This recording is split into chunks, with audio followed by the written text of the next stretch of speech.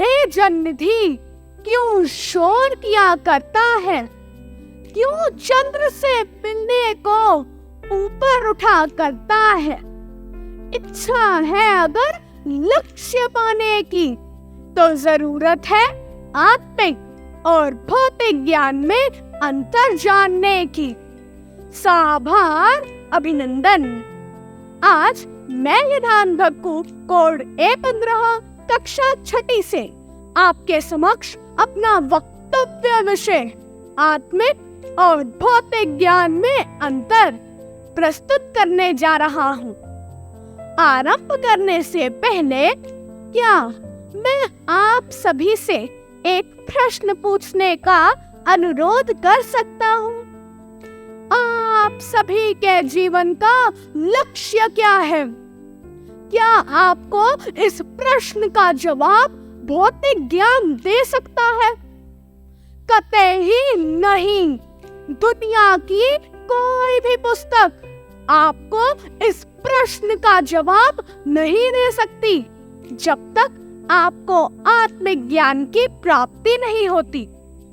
भौतिक ज्ञान में रचना की अनुभूति और उसका ज्ञान प्राप्त होता है और आत्मिक ज्ञान में रचनाकार की अनुभूति और उससे संबंधित ज्ञान प्राप्त होता है।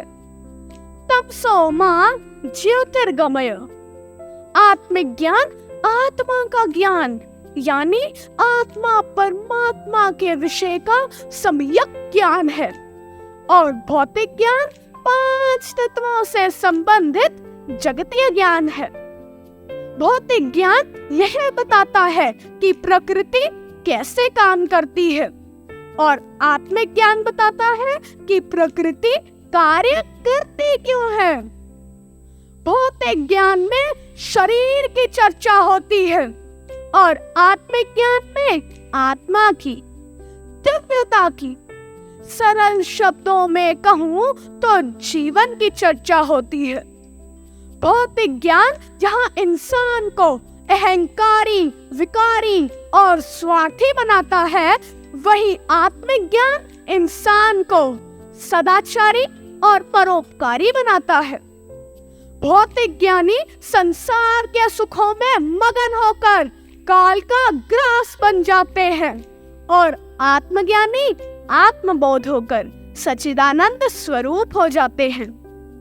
गीता के 15वें अध्याय के पहले श्लोक में भगवान कहते हैं, ऊर्ध्वमूल अधःशाखम् अश्वत्थं प्राहुरव्ययम् छन्दांसि यस्य पर्णानि यस्तं वेद स वेदवित्।